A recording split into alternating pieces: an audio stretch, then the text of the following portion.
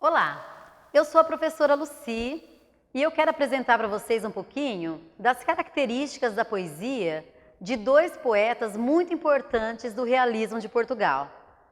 É o Antero de Quental e também o Cesário Verde. O Antero de Quental, pela própria participação que ele teve no início do realismo de Portugal, ele já é considerado um escritor de muita valia para a literatura daquele país. Bem, no ano de 1865, Antero de Quental teve uma discussão, uma briga literária, que a crítica chama de querela literária, com o professor que era do romantismo, Antônio Feliciano de Castilho. E essa discussão acabou então marcando o início do realismo em Portugal. Mas o Antero de Quental, ele não é importante apenas por isso, por ter participado do início do realismo em Portugal, mas principalmente porque ele foi considerado um dos 3 melhores sonetistas portugueses, né, de todos os tempos. Ao lado dele, Camões e Boccaccio também, né? E o Antero de Quental, ele apresentava 2 polos dentro da sua poesia. Era o polo luminoso e o polo obscuro.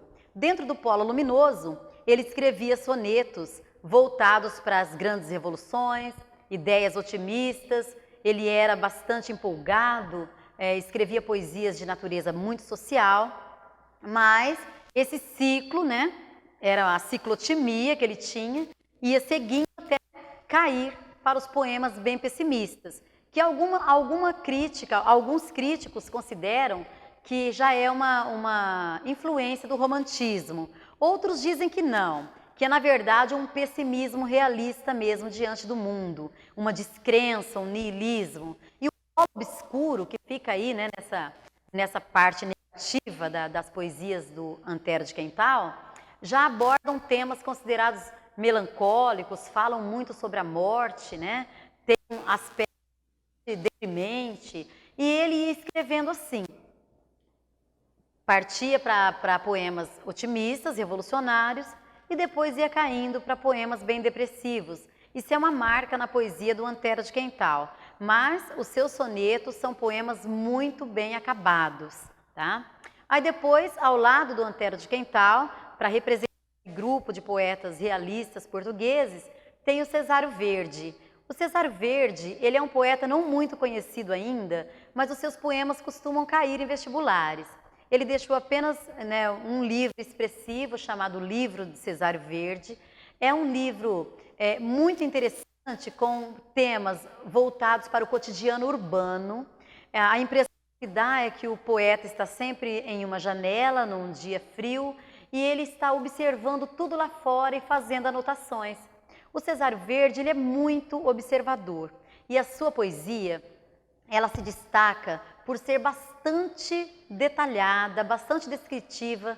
Parece que enquanto ele escreve, ele vai, na verdade, pintando um quadro. Ele vai também associando o mundo subjetivo ao mundo objetivo. Então, um dos poemas mais conhecidos dele é Sentimento de um Ocidental, cujos primeiros versos dizem assim: nas nossas ruas, ao anoitecer, a tal soturnidade, a tal melancolia, que o Tejo, o bulício, as sombras, a maresia, ou talvez seja que o bulício, o Tejo, a sombra, a maresia, despertam-me um desejo absurdo de sofrer. Bem, a gente nota que ele vai associando, né, o lado de fora, o Tejo, o bulício, as sombras, a maresia, com a sua subjetividade, com o mundo interior. Despertam-me um desejo absurdo de sofrer. Então ele tem também essa melancolia, mas ele não é tão filosófico, né, e quanto o Antero de Quental. Mas ele trabalha uma poesia mais prosaica, mais cotidiana, e o vocabulário é bem voltado para os aspectos urbanos. A gente nota nos seus poemas muito o cenário bastante da cidade, né? A primeira parte da poesia dele fala muito de fábricas, de lojas, restaurantes, vitrines, construções, coisas que ele observa assim na cidade.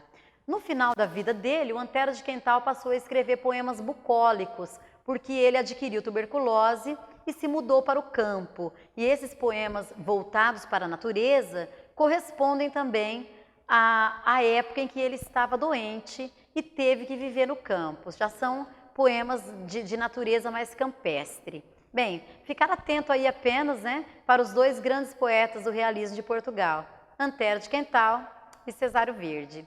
Até mais!